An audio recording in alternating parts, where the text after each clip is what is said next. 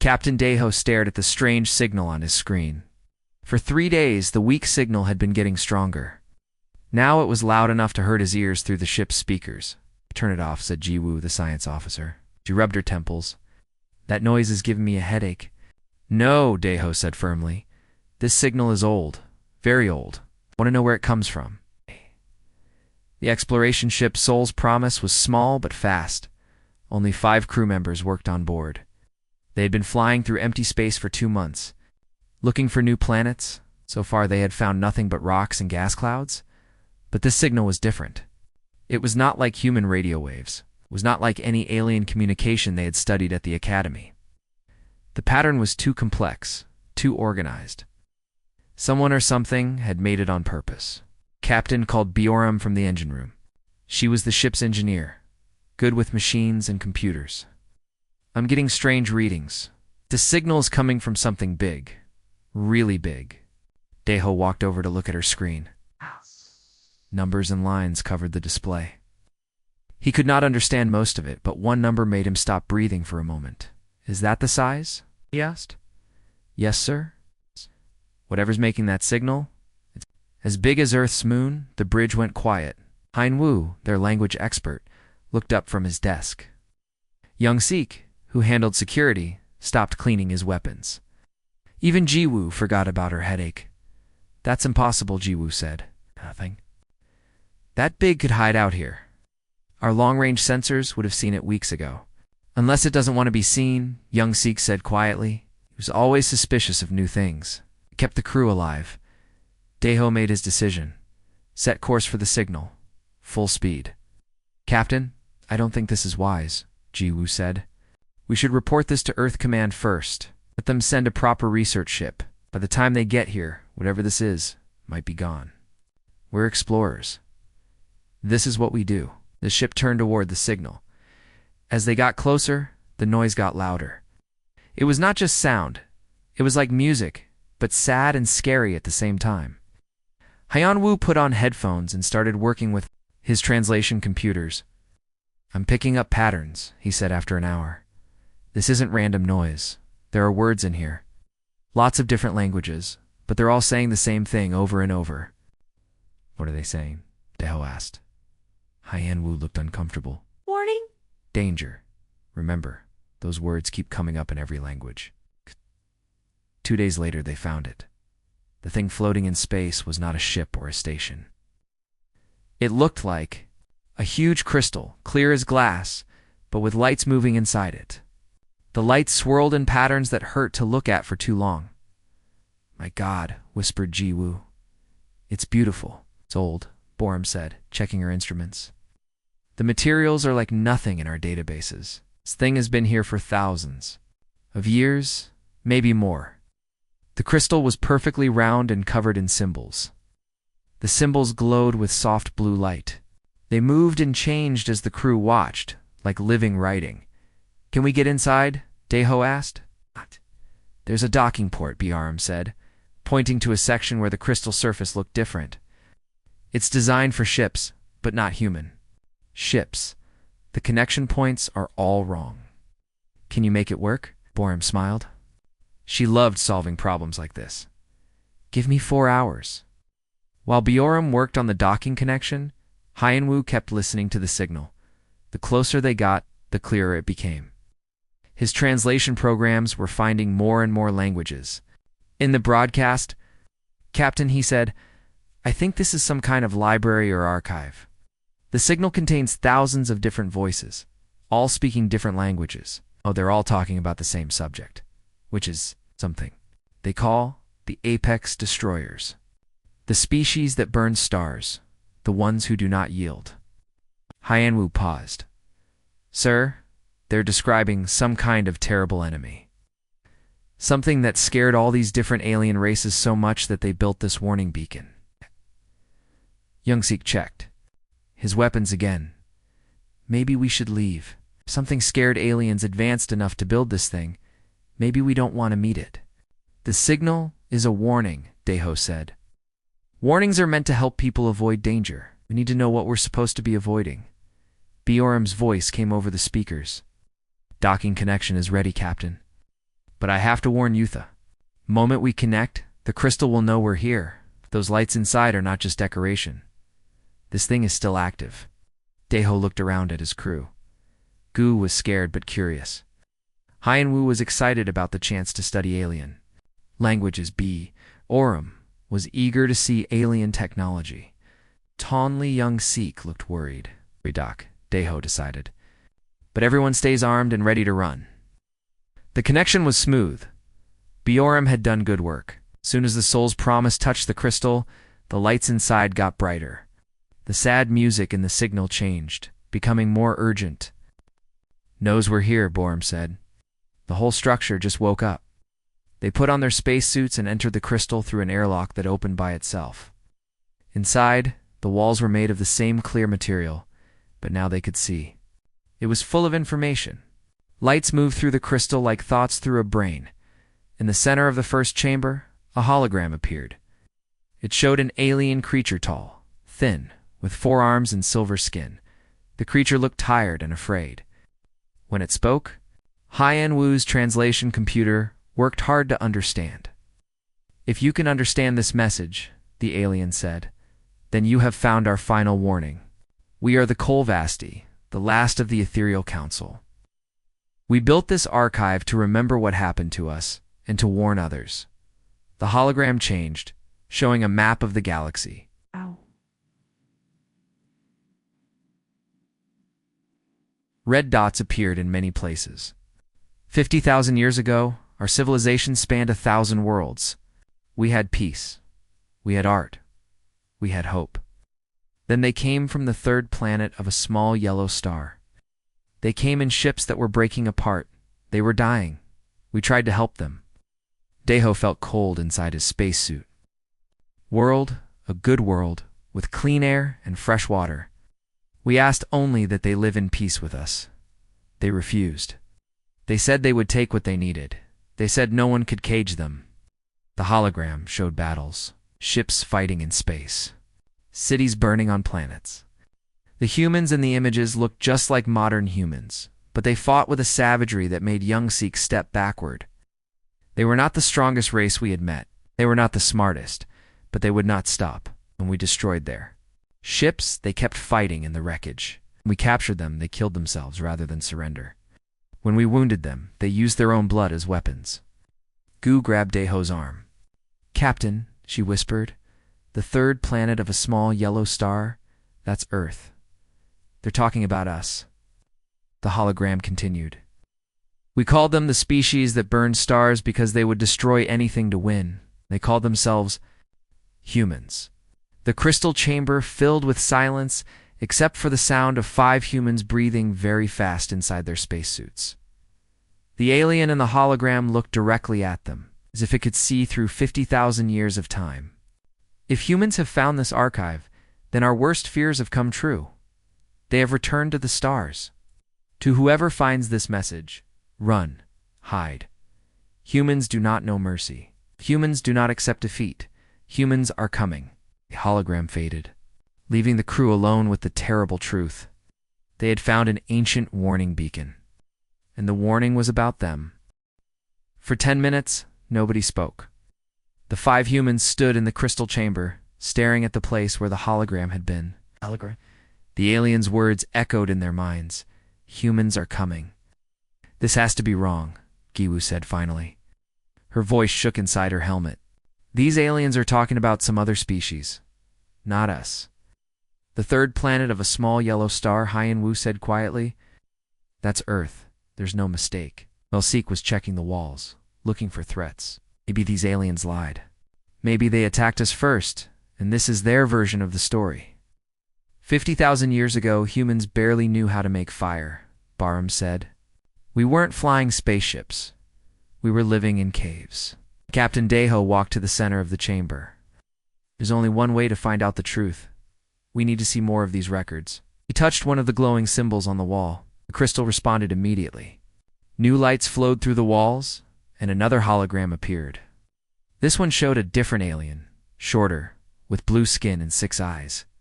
I am Nexmarn of the Silicon Collective, the alien said. I speak for those who survived the human. Attack on Kepler Station. The hologram changed to show a space station. It was huge and beautiful, made of metal that looked like silver silk. Ships moved around it peacefully. Then the scene changed. Human ships appeared ugly, smoking, falling apart. But they kept coming. We did not understand humans at first, Dexmarin continued. When they attacked our station, we used sleep. Gas. It works on every known species. The humans breathed the gas and fell down. We thought the fight was over. The hologram showed aliens walking among sleeping humans, checking their bodies. But humans do not stay asleep when they are angry. After 2 hours, they woke up. The gas should have kept them unconscious for days. We learned later that human bodies can fight off most poisons. Their blood cleans itself. Deho felt sick. He knew this was true. Human bodies were very good at dealing with toxins. When the humans woke up, they pretended to still be asleep. They waited until our guards were close, then they attacked with their bare hands. They had no weapons, but they fought like wild animals. The hologram showed the battle. Humans grabbing alien weapons, using pieces of broken equipment as clubs. Biting and clawing when they had nothing else. We tried to contain them in our holding cells. The cells were designed for creatures much stronger than humans. But humans do not think the same way as other species. Where we saw a prison, they saw materials to make weapons. Jiwoo watched in horror as the hologram showed humans taking apart their cell walls, turning metal pieces into knives and clubs. The worst part was their eyes, Thexmaron said. Other species fight to win. Humans fight because they cannot stop. Fighting, even when they were bleeding, even when they were dying, they kept attacking. They smiled when they were hurt. Bjorn remembered reading about this in history books. Human soldiers in old wars often fought harder when they were wounded. Doctors called it an adrenaline response. In the end, we had to abandon Kepler Station. We could not kill them all without destroying ourselves. So we ran. 50 of our people died. The humans lost over 200, but they did not care. They took our station and used it as a base to attack other worlds. The hologram faded. Another one took its place immediately. This alien was the strangest yet. Looked like a tree made of crystal, with branches that moved like arms. His voice was very old and tired. I am Vorkalith the Ancient. I've lived. For 3,000 years, I've seen many species rise and fall, but I have never seen anything like humans. The crystal tree alien showed images of a beautiful garden world. Cities made of living plants grew among forests and lakes. Everything looked peaceful and perfect. We are the eternal gardeners. We grow worlds instead of building them. It takes us centuries to create one perfect planet. We invited the humans to see our greatest work, the Garden of Eternal Spring. Deho could guess what happened next. The humans looked at our perfect world and said it was wrong. They said nature should be wild, not controlled. They said our gardens were like prisons for plants and animals. The scene changed. Humans were setting fires, breaking down the controlled plant cities, releasing animals from careful habitats. We tried to explain that we had made everything better. No disease, no hunger, no death from old age. Perfect balance. The humans said balance was boring. They said struggle was what made life worth living. Young Seek understood this. Yet, grown up on a farm, wild plants often grew better than perfect garden plants. But the worst thing was how they changed our world just by being there. Everywhere humans walked, chaos followed. Plants began growing in new ways. Animals started fighting each other. The perfect balance we had spent 1,000 years creating fell apart in just one season. The hologram showed the garden world transforming, but it did not look destroyed. Looked alive. Wild and messy, but full of energy. We realized that humans do not just refuse to accept defeat. They refuse to accept reality itself. When they see something impossible, they make it possible. When they face certain death, they find a way to live. When they encounter perfection, they break it to see what happens next. Vorkalith paused. We asked them to leave. They said they would, but first they wanted to see what our world would become without our control. We said no. They said yes. In the end, we had to choose. Kill them all, or let them destroy everything we had built. What did you choose? Jiwoo whispered, even though she knew the alien could not hear her. We chose to leave. We abandoned the world we had spent a millennium creating. When our ships left orbit, we looked back through our sensors. The humans were planting new seeds in our gardens. Wild seeds. Chaotic seeds. They were not destroying our world. They were changing it. The hologram showed one final image. The garden world 1 year later was completely different, but it was not dead. New kinds of plants grew everywhere. Animals ran free. Rivers flowed in new directions. It looked dangerous and wild and alive. This is why we fear humans, Vorkeleth said. Not because they are evil, but because they are change itself. Wherever humans go, nothing stays the same. They do not accept the way things are. They always ask, what if things were different? The crystal tree alien faded away, and the chamber became quiet again. Wu was the first to speak. These stories, they match our history books. What do you mean? Daeho asked. The way they describe human behavior. It sounds like every war Earth ever fought. We never give up. We turn everything into weapons. We adapt to poisons and diseases faster than other animals. Bjorn nodded. And the thing about changing everything just by being there? That's what humans do. We terraformed Mars by accident, just by living there. Gu was studying the crystal walls.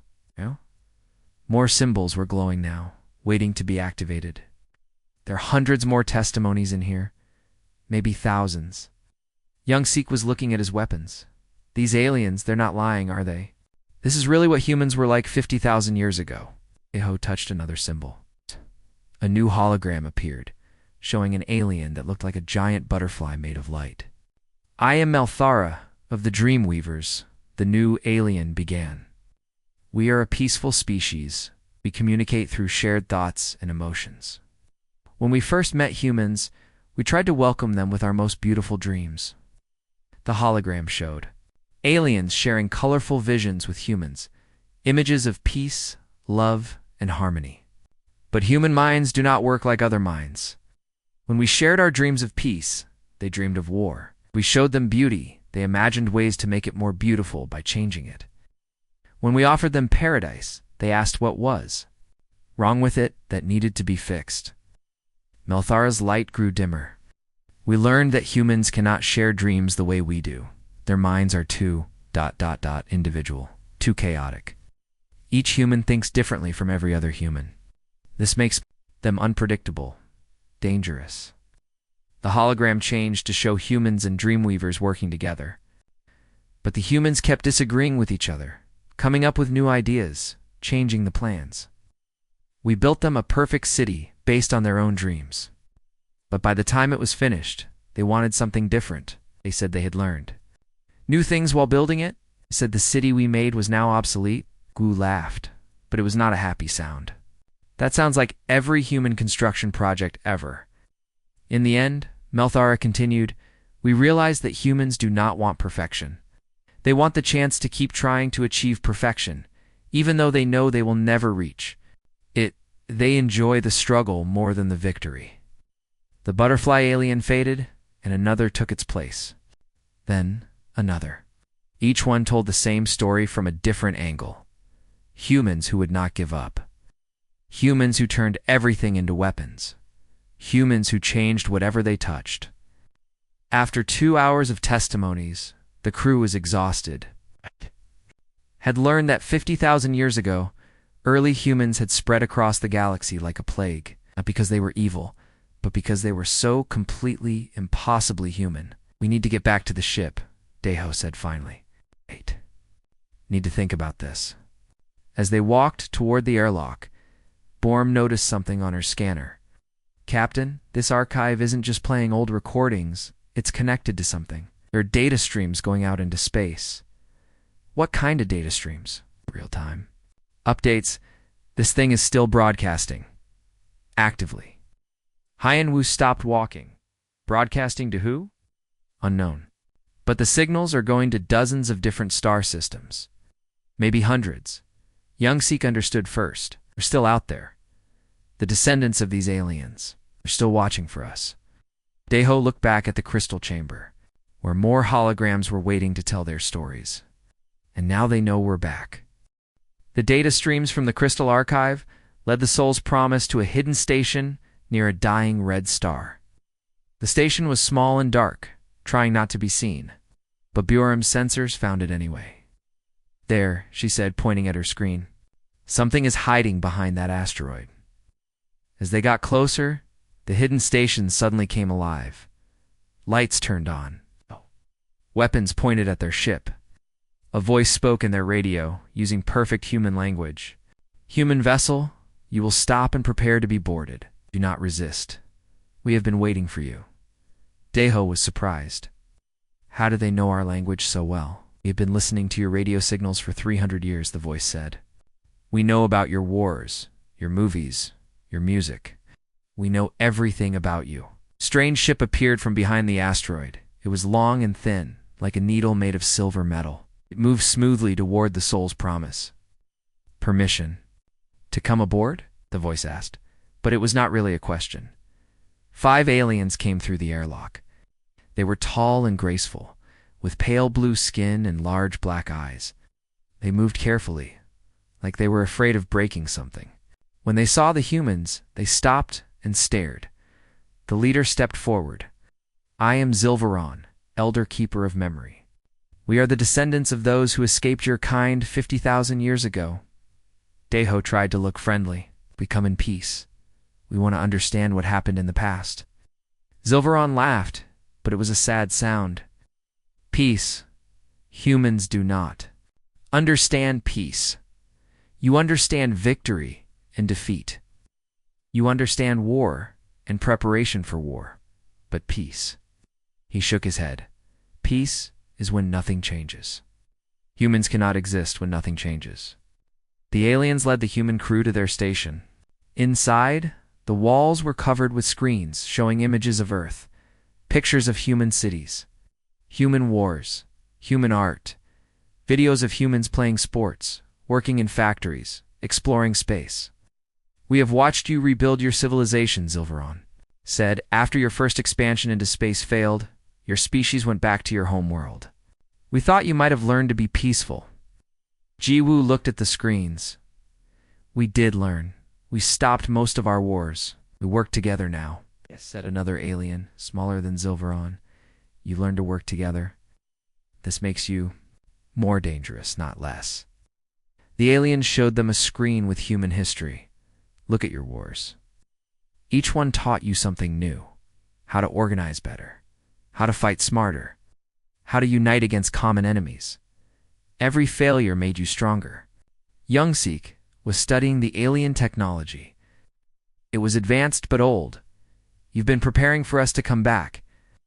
"For 50,000 years, Zilveron said, we built hidden colonies. We developed new weapons. We created plans to fight you or to hide from you. But mostly, we tried to keep you on your homeworld." "How?" Deho asked. Xi Elveron looked uncomfortable. "We sent signals to Earth, subtle signals that encouraged you to fight each other instead of exploring space. Every time humans seemed ready to expand to the stars, we created a distraction. A war here, a disaster there. Barum felt angry. You manipulated us? You caused our wars? We encouraged wars you were already going to fight, Zilveron said. Humans always find reasons to fight.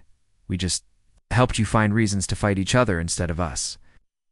The humans realized that some of their worst moments in history might have been influenced by these aliens. But it did not work the way we hoped, Zilveron continued. Every war you survived made you better at surviving wars. Every disaster you overcame taught you how to overcome disasters. We tried to keep you weak, but we only made you stronger. Huron-Wu was looking at the alien writing on the walls. These SYMBOLS, they're the same as the ones in the Crystal Archive. Yes, we are the keepers of memory. We maintain the archive, add new information about humans as we learn it. And now, Zilveron paused. Now we must decide what to do about it. You.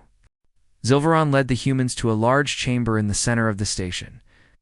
In the middle of the room was a machine that looked like a giant crystal brain. Lights moved through it like thoughts. This is our master archive, Zilveron said. Right. Contains the location of every hidden colony, every secret base, every place where the survivors of your first expansion are hiding. Deho stared at the machine. Why are you showing us this? Because we want to test you. If humans have truly changed, you will use this information to make peaceful contact with our people. If you have not changed, you will use it to hunt us down and destroy us. Giwu stepped back. That's not fair. You're asking us to prove we're peaceful by giving us the power to destroy you. Life is not fair, another alien said. This one was older than Zilveron, with scars on his blue skin. I am Veltharion. I have studied human behavior for 200 years. I know what humans do when they have power over others. Young Sikh was looking around the room. He noticed hidden weapons in the walls, defense systems ready to activate. You're prepared to fight us, if necessary, Veltharion said. We have sleeper ships hidden throughout the galaxy. If you prove that humans have not changed, we will wake our fleets and attack Earth before you can spread to other worlds again. Threat hung in the air like a poisonous cloud. Humans realized they were being judged. The wrong choice would mean war. What exactly are you asking us to do? Deho asked Dodex.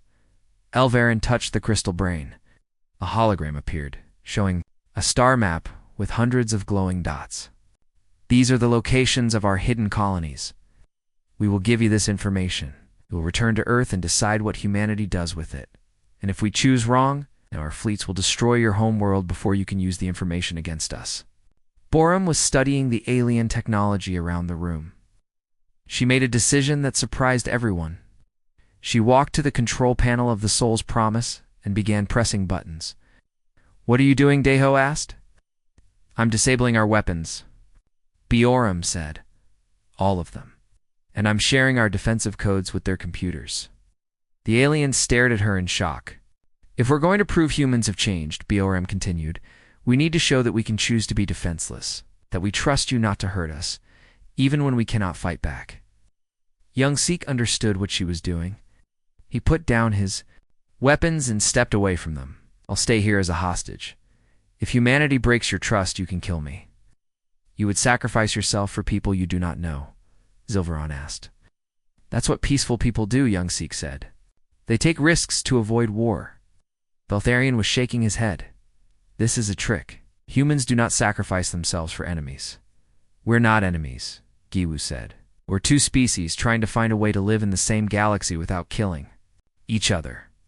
For the first time in 50,000 years, the aliens began to think that maybe humans really had changed. 3 days later, a massive alien fleet appeared near the hidden station. Hundreds of ships, all armed with weapons designed to destroy human vessels. At the front was the largest ship any of them had ever seen. That is Supreme Commander Veltharion's flagship, Zilveron said quietly. He has come to decide whether humanity lives or dies. The Supreme Commander was different from the other aliens. He was bigger, with silver skin instead of blue, and his eyes glowed with internal light. When he spoke, his voice was like thunder. I have reviewed the evidence, he said. Humans are the same species that destroyed our civilization, 50,000 years ago. They must be eliminated before they spread across the galaxy again. Deho stood up to face the alien commander.